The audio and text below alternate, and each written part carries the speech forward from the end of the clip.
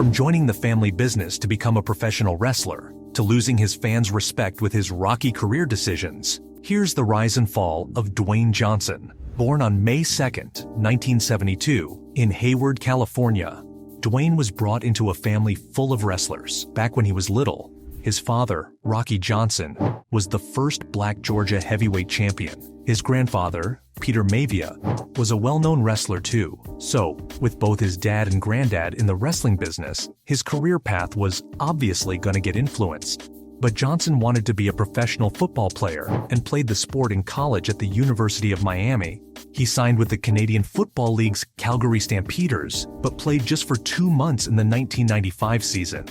He then realized his true calling was to follow in his family's footsteps and also pursue a career in professional wrestling. A year after his attempt at being a football player, Dwayne signed with the World Wrestling Federation and adopted the name Rocky Mavia as a tribute to his father and grandfather. He made his debut at the 1996 Survivor Series pay-per-view and instantly became a fan favorite. Everyone loved Johnson's charisma and cheered for him when he eliminated Crush and Goldust in the elimination match. Winning your first PPV is a huge deal, and Johnson's career went nowhere but up from there. To spice things up, the WWF turned him heel, which meant he'd play the bad guy of the roster. In 1997, he joined the villainous group called the Nation of Domination, where he improved his confidence and mic skills. Rocky Mavia turned into The Rock and slowly became one of the most electrifying athletes in sports entertainment. The way he talked to his opponents was filled with catchphrases and insults, and it quickly made him one of the most captivating performers on the roster. After defeating Mankind for the WWF Championship in 1998, he was the company's most popular wrestler ever, headlining multiple pay-per-views. He's had his fair share of exciting rivalries with wrestling legends like Triple H, The Undertaker, and Stone Cold Steve Austin. All of his achievements kept adding to his larger-than-life personality, and soon enough, it caught the attention of Hollywood producers. That's when he made his acting debut in the 2001 movie The Mummy Returns, where he played the Scorpion King, but didn't actually play the character. If you've seen the movie, you'd know that he was completely CGI.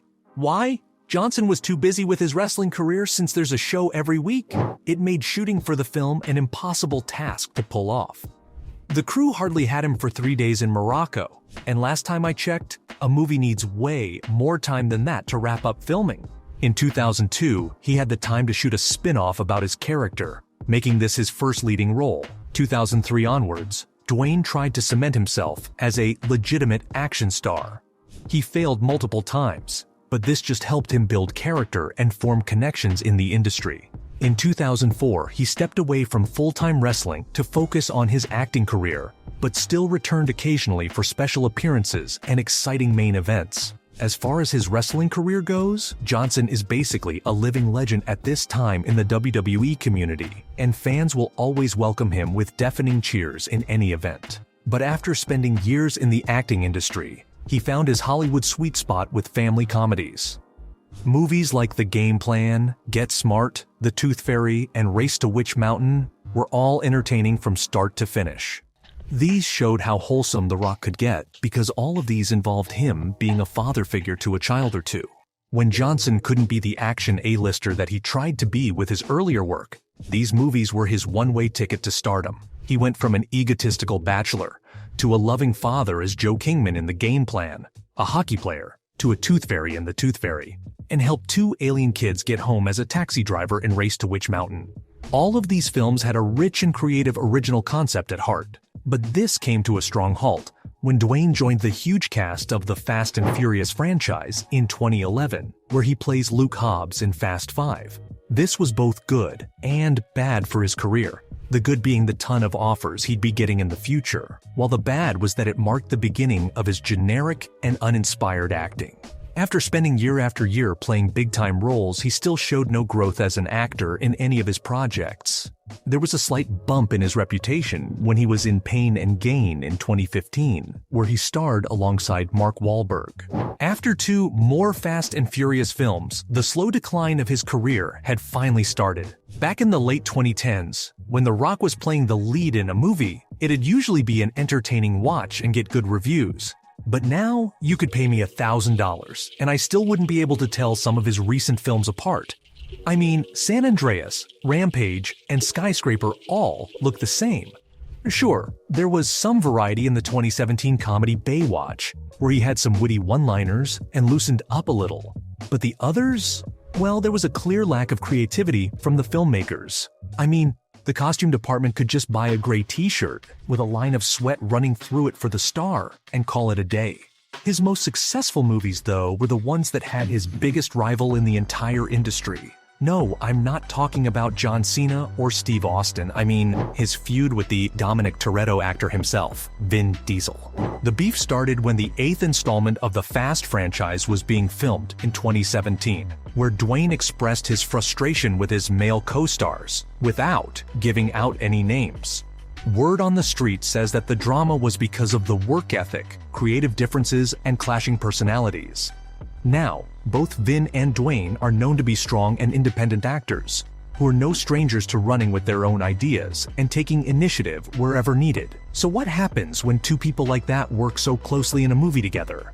More drama, that's what happens. They'd play it cool in interviews and complimented each other's talent and achievements, just to keep things civil in the public eye. After taking his leave, Johnson made it clear that he won't be returning to the franchise anytime soon. But all that changed with the recent installment, where his character returns in the post-credit scene of Fast X in 2023. There haven't been many reports, but it looks like Dwayne is back and on good terms with the cast. This isn't the first time a post-credit scene of his has been surrounded with a ton of drama, cause he was beefing with James Gunn after making a brash decision in his movie Black Adam.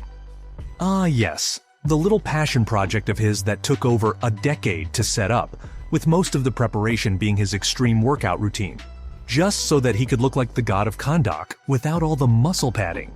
The movie did terribly at the box office, even though he brought Henry Cavill back as Superman, something that fans have been craving for years. But the fan service didn't work, and Black Adam made under $400 million, which had Warner Brothers losing money from all the marketing and reshoots. At the same time, Gunn stepped in as the new co-president of DC, so Dwayne's Black Adam-centric universe never took off, and the new boss fired him on the spot.